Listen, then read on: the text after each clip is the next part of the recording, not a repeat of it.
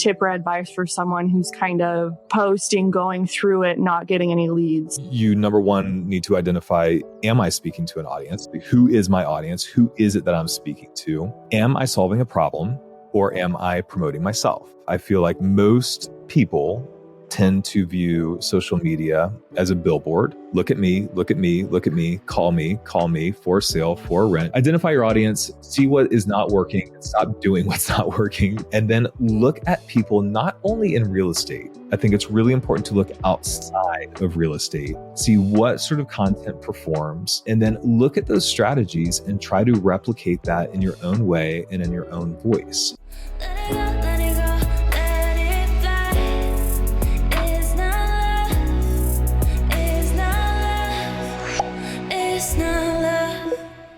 Today, I am joined by Chad Vaughn. He is a realtor in Orlando. Thank you so much for joining us, Chad. I'm a huge fan. Thank you so much for having me. I appreciate it. I am a fan because every time I interview someone, I go back to your very first reel. Oh, no. And that's what I was doing earlier today. And there were some things I am so excited to talk about. But before we do that, oh no, it's like Ashton Kutcher behind you or something. I feel like I'm getting punked. This is bad news. No. It's all good, all good. I would never put you on the spot. But before we dive in, tell us a little bit about team size, production, just a little bit about your business for context, and then we'll talk about social media. Yeah. So like you said, I'm based in Orlando, Florida. I am a solo agent. I've been licensed here since 2018. So just before the world went crazy. And in the last year, my production has been just over 12 million with, I'm looking at my notes because I don't keep good track of this stuff, and 32 deals, 32 sides. So that's been my production. I work on my own. I do have a transaction coordinator that I utilize from both on the listing side to help me prepare my listings and then also from contract to close. But in terms of agents, I am on my lonesome. Have you always been a solo agent? I have. Yeah. It's I've always started out like this. When I started in real estate, I started with one of my very good friends. His parents were real estate agents, were brokers, and they had been for many, many decades at that point. So they were kind of really on the tail end of their active business. So I started with them and I was solo and just kind of figuring it out. Didn't know what I didn't know. And that was a lot of things. And so that's just kind of how I figured it out and how I cut my teeth. And I've always been that way. Okay, perfect. So super great segue into social media. So tell us a little bit about the role social media plays in your business compared to other marketing strategies. Social's been everything for me. When I started in real estate in 2018, we were pretty new to our area. So in Central Florida now, my wife and I had got married. We had our first two babies down in only babies in South Florida. And we moved here, we had a very young family. I was working full time at that point, and we really didn't know anybody here. I did not have a social network, did not have, down south in West Palm Beach. That's where I grew up. I knew a lot of people there, had a very big network, and that just wasn't the case here. I knew maybe a handful of people. So I knew from the very beginning, my wife and I have been involved with direct network, like direct sales, like network marketing type of stuff. And so I had enough experience with social media to be dangerous. So I knew in my licensing class, which I think we all know that is kind of silly expense and expenditure of time. So I realized that pretty quickly in that class, and I spent that class pretty aggressively building my Instagram account. I knew that Instagram I just knew it was the best way for me to get in front of effectively an infinite amount of people. At that point, I was only thinking about local people. But I knew I didn't have the time, capacity, or frankly, the desire to door knock, cold call, do all those things, networking events and all that stuff. I was working in a cubicle 40 hours a week. I didn't have the capacity. And I didn't have the money to do other stuff either. So I knew that Instagram was effectively a free way for me to get in front of a lot of people. So I started at the very beginning, and Instagram has always been, from the very beginning up until now, the primary driver of my business. And it's changed in time, but it's a vast majority of my business I could trace back to Instagram. Yeah. So tell me a little bit about, you said you started aggressively growing your Instagram. Tell me, like, logistically, what did that look like?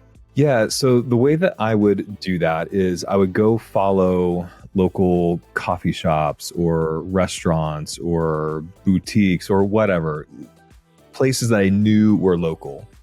And then I would go into some of their content, like their recent content, and I would look at who is actively engaging in their content. So not just like their followers or people that they follow necessarily, but I was looking for local places and active local followers on Instagram. And so I would go into, that was my primary strategy of kind of getting in front of people that were local here. So I would interact, I would like, reply, and kind of do all the things and start conversations there. And that is how I started at the very beginning building. Because my Instagram account at the time, I don't know, it was less than 100 people. It was just my personal Instagram account that I really didn't do much. I posted extremely filtered photos of, like, I don't know, my lunch and my baby, and that was about it. Like we all used to do, you know, the simpler days. Yep. So that was my primary strategy of growing, and then kind of looking through geotags and other local activities. Yes, I love that you're harnessing in on the local aspect. That's something that I work with my clients on a lot, and something that I think Instagram gives us a lot of tools for, but you definitely have to like go searching for them. It's not something that's like right out in the front, if you know what I mean. Yeah, it definitely took a bit of effort. It's a very manual process, and it takes some time, but it's also, it takes time and it takes a lot of effort getting to know new people like in person. But I can do it on my phone with, you know, dozens of people in a day, whereas I don't have the social battery to do that with dozens of people every day. So it is timely, but it is effective. That's a really good point. And that's something that I really enjoy about Instagram marketing as well, is like, I'm half introverted. So in order for me to reach and talk to as many people as I do, like, there's just no way. You're right. There's no way I could do that face to face every single day. Like, there's just no way. 100%. Love that. Okay, so let's kind of talk a little bit about your content strategy. And the reason that I'm a huge fan is because by going back and looking at all of your content from day one, I've seen kind of like the iterations of your strategy. And the common patterns I've seen with people I've talked to who've had a lot of success on social is they've kind of been ahead of the curve. And what I mean by that is they started posting house tours like 3 or 4 years ago. And whereas a lot of agents are like just now in 2024 starting to post house tours. So I saw your house tour era. Yes, the and era. You still do post house tours, but like they're bomb. Like they are dialed in. The pacing on them is just so good. So tell me a little bit about like the you have like buckets, I feel like, of like the different types of things that you post currently. Can you dive into that a little bit more? Yeah. So my current strategy, because like you said, it's changed quite a bit. Is that what you're looking for? Like what I'm doing right now? Yeah. So, definitely it's changed a lot. It's crazy. I mean, when you said that you were looking back at my old stuff, it did, I was joking, but it did make me cringe. Cause I'm like, man, some of that stuff was so bad. But yeah, now it's, definitely, it's different. And even in this moment, I am still like actively looking at and considering things I want to tweak and change, and kind of reevaluating who my audience is on Instagram, because my audience has also changed over time. So, but to your point, right now I'm focusing, I happen to be pretty listing heavy right now, probably over the last 6 to 12 months. It's been that way. So that has been a really helpful content bucket. So I am posting those house tours. You know, within that same amount of time, I started getting more serious about the quality of my content. And not that I didn't care previously, because I did, but I also, it was cost prohibitive, at a time. But I do want people to understand that just because you don't have the funds to do things at a more professional, higher quality, I grew with that poor quality. And that is what built my business. So it's not prohibitive to transacting or to posting. I think that's super important. So right now, yes, definitely home tours on my listings. And even with that, like I'm looking at some different, I may even change that up and spice it up a little bit. I used to be a little bit more wavy, like, hey, come through, but I wasn't talking. And so we've changed that strategy where it is more me. I'm more front and center in the tour, and I'm talking through, and I'm kind of giving my top points in the home and kind of pointing out the things that I love and kind of how I would treat this as a showing if I only had 60 seconds with this person. I call them my 60-second showings because I love alliteration. And that's kind of the spirit of it. So I do that. My strategy within my reels I've also started with YouTube. So I've been able to take pieces of content from my YouTube videos. And those videos are basically a little bit of everything kind of here locally, but with a real estate flavor. So we're looking at community tours, kind of overviews of different areas, kind of comparing comparable areas and kind of giving pros and cons, going into like local attractions and stuff like that, and kind of highlighting those. So I've been able to, what's been very helpful is that with those, I've been able to pull high quality content from those and repurpose them on Instagram. And then beyond that, when I'm doing talking head type of stuff, it's either, a lot of it recently has been more local than anything. And that's part of the strategy I might be tweaking because I am looking at analytics and stuff. Anyway, we'll get into that, I'm sure. So I'll talk about like different things that are happening in real estate. With the recent NAR proposal of the settlement, I did a very off the cuff, just took my mic and just talked to the camera without any lights or production or anything at all. So really kind of reaction stuff, local stuff, house tours. Those are the primary things that I'm doing within Reels. I will throw in some humor from time to time because I think it's fun, and I think that we're all too serious. Oh God, I have so many questions. Okay, so of those four, what do you think performs the best right now? Humor.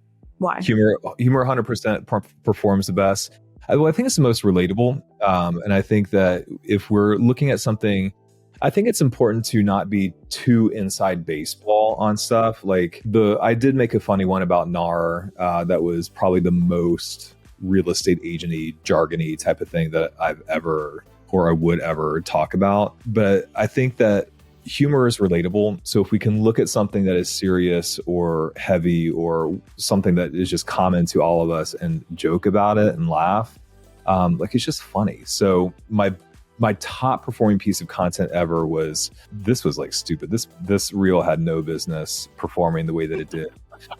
But it was just a funny thing about the lock-in effect. And it was the Jennifer Lawrence clip from Hot Ones, where she's like, what do you mean? What do you mean? And so like I talked about, people being locked into a 3% rate. And so it was humorous, but it was also very serious and a topic that is a significant and has been a significant issue in the real estate industry, kind of less maybe now, but it was a more prevalent issue, remains. But I took that and I was able to make light of something. Oh, it always says that. I was able to make light of something that is common to all of us, that is a heavy and a significant thing, and just have a laugh. Like it's okay to laugh. Yeah. So those perform the best. I definitely thought you were going to say the Christmas sticker one. No, so that one was crazy. So for people that I'm sure are not following all of my content just fastidiously, my daughter, we got a pack of stickers on Amazon, and one of the stickers said "Jingle my balls," and I sent that with her to school for Christmas.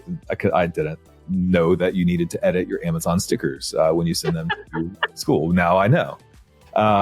And so I recorded that, again, just kind of an off the cuff, like I didn't have a microphone. I had nothing. I was in my kitchen.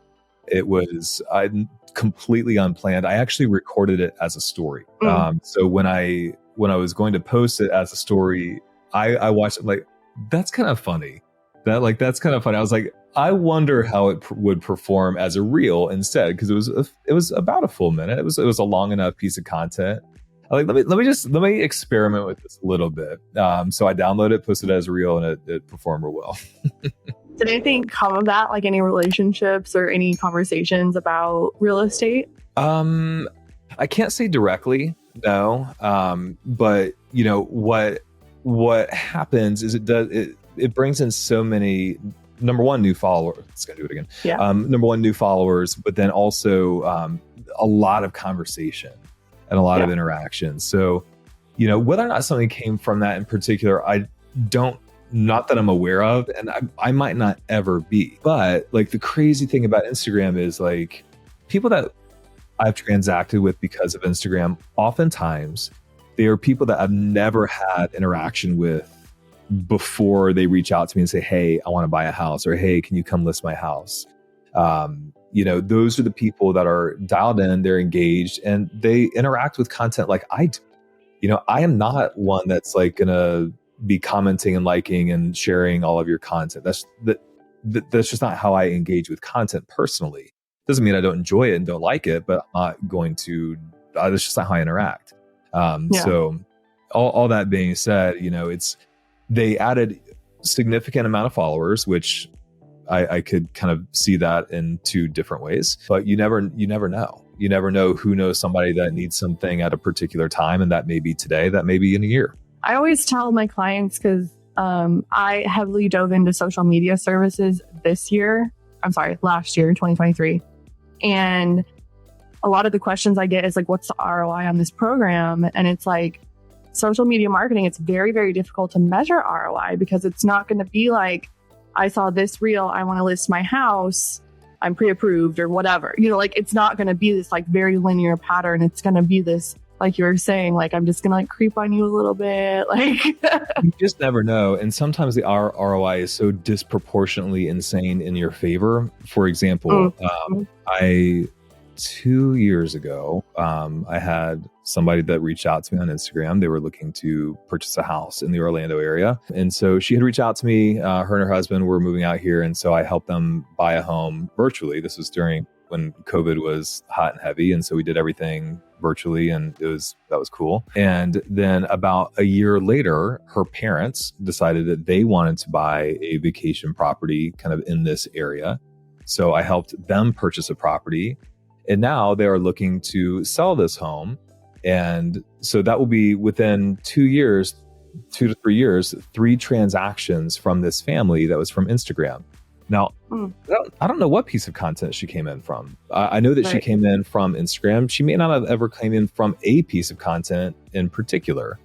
Most people are like, all right, let me go find somebody in Orlando. And that's kind of how it happens, where they start searching Orlando content and other Orlando creators get served to them. So it's very difficult, yes, to track exactly what that ROI is. But I think it's a creative outlet, and sometimes there is not a direct ROI.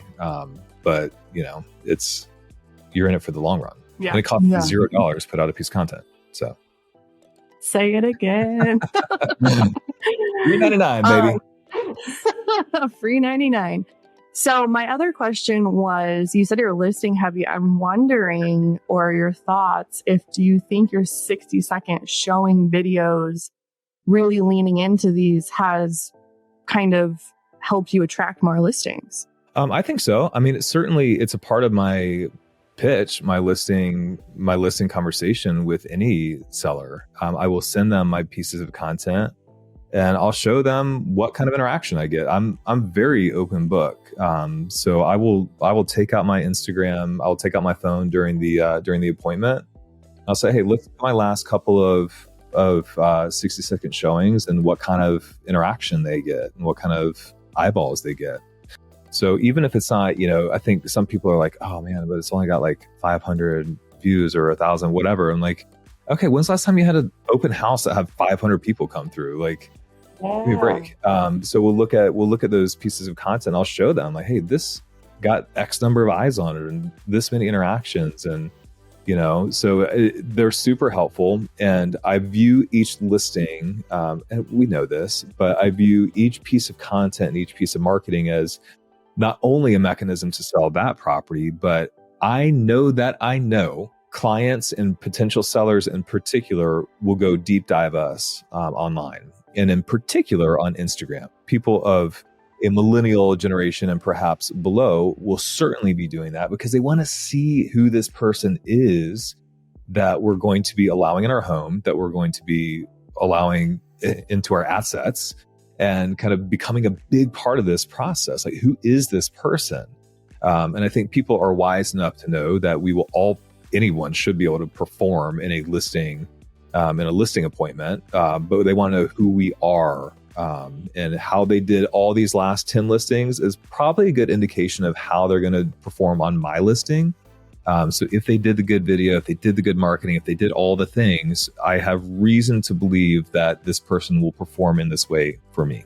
Well, and that's a really good point too, of the Christmas Jingle My Balls video, I think also holds importance against the listing marketing video, because exactly what you just said, they want to know who you are as a person. They want to know your sense of humor. They want to know if they can relate to you. And if we go to your page and it was just listing, we don't really get the behind the scenes of you either. They're getting that on Zillow. Like Zillow's doing a better job at the house porn than you ever will. So you're never going to compete. You know what I mean? Like people don't need us to do that. They're going to get that one way or the other. So yeah, it's so critically important. And it's why I've shifted pretty significantly. Nearly all of my content is me talking to camera.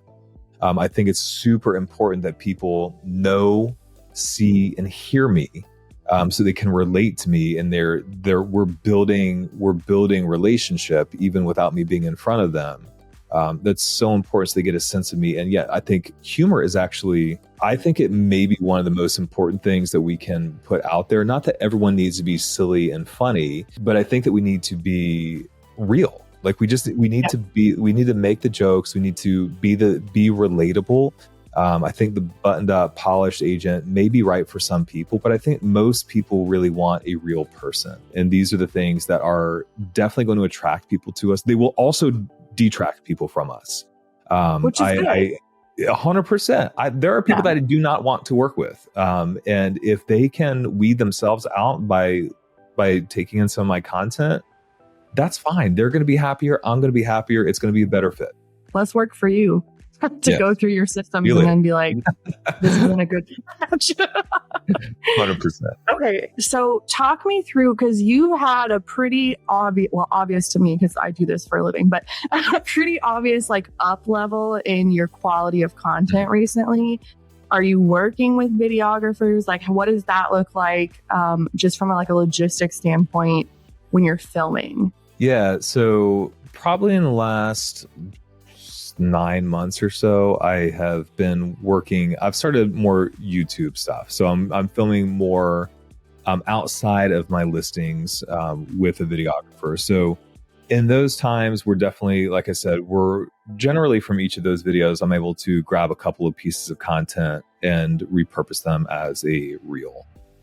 Some more than others, but whatever. But with each listing, we're also my videographer is also doing those. I changed my videographer so that I could have higher quality production, and they could look at a certain level. I didn't want them to look and feel like everyone else is.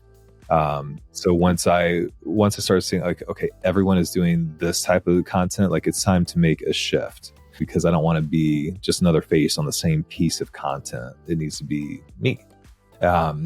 So yes, with him, I'm definitely creating some, and then with stuff, that's basically anything that is out in the field. So if it's out in the world, it's with my videographer. But anything that has that silly little lamp in the back, or this big old microphone, that's just me on my phone. I'm using it now. I do have a fancy camera.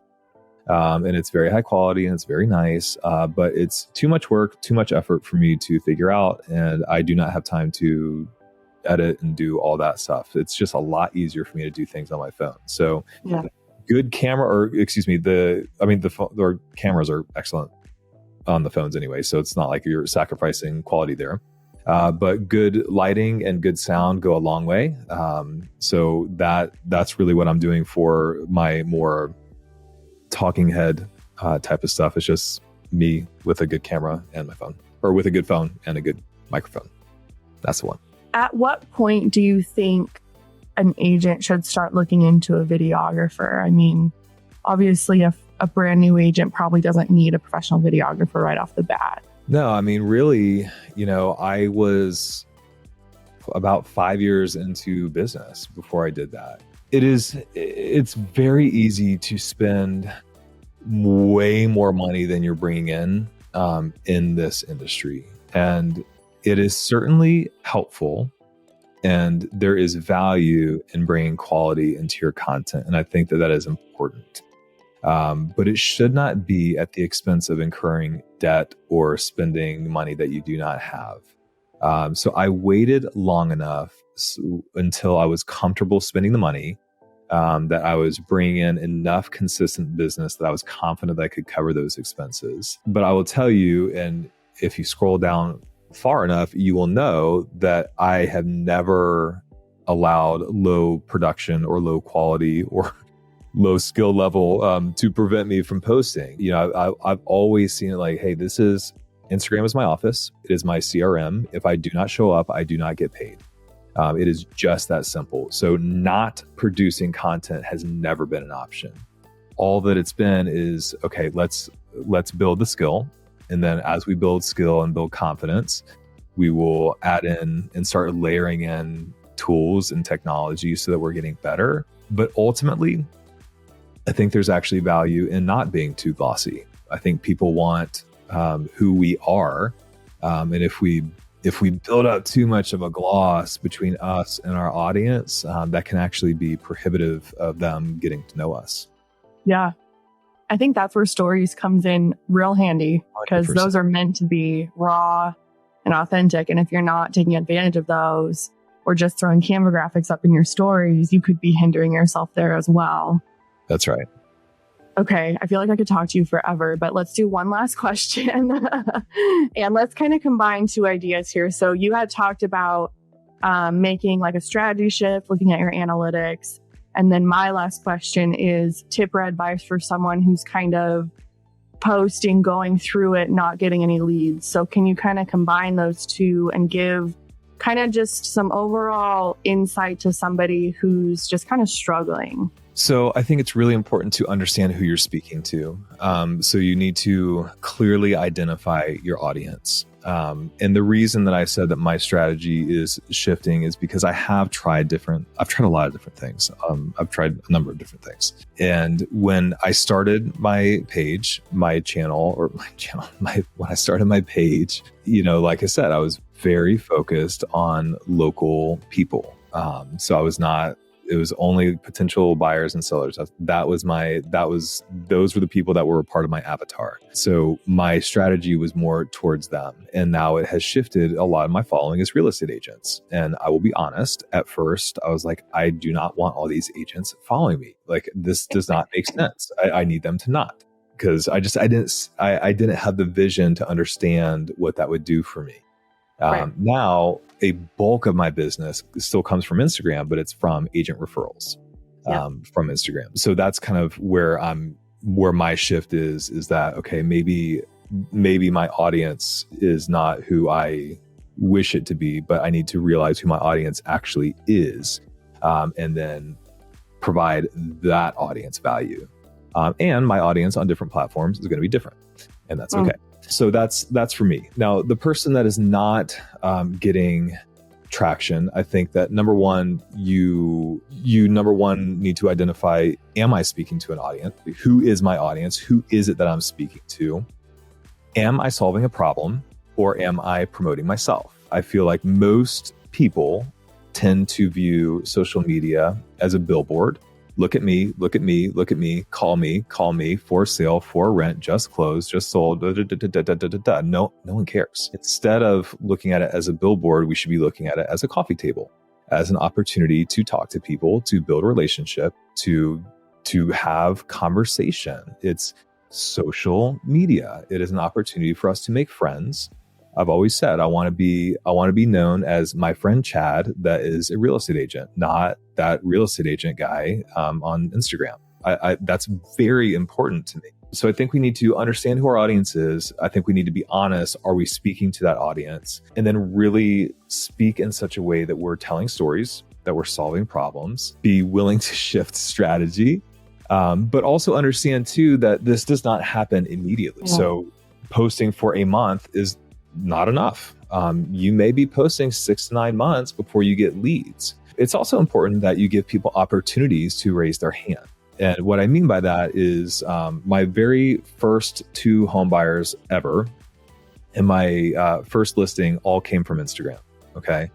And those first 2 buyers were people that responded to Instagram polls in my stories. So it is not a strategy that I would say post polls all the time, but it is a good opportunity that if you are talking about buying a home, say, hey, are you considering buying a home in the next 6 to 12 months? It's a good opportunity for people to say, well, yes. And then that to me, that's a green light to have a conversation. So identify your audience, see what is not working, and stop doing what's not working, but also be honest with yourself. Have you really done it enough? Have you been consistent? And then look at people not only in real estate. I think it's really important to look outside of real estate, see what sort of content performs, and then look at those strategies and try to replicate that in your own way and in your own voice. If all the other agents are doing it, it's too late. You need to do something different because it's just the trend is dead once all the agents are doing it. So we have to be willing to look at something new and try something new. You may feel silly, you may feel stupid, but try something different. I'm just like, these are all the things I like preach to my clients. I'm like, yes. Oh, fantastic. I love it. All right. Where can everyone find you? All the places, but mainly Instagram. Chad A. Ball. Beautiful. Thank you so much for your time today. And guys, if you want to look into any of our social media marketing services for realtors, you can go to thesimpletouches.com, and we'll see you on the next episode. Thank you so much. Thank you so much for tuning in to Simplifying Social Media. Let's stay connected on Instagram at Realtor Social Media Marketing. And if you're interested in working with me, head over to thesimpletouches.com and see all my social media marketing services for real estate agents. And I'll see you guys on the next episode.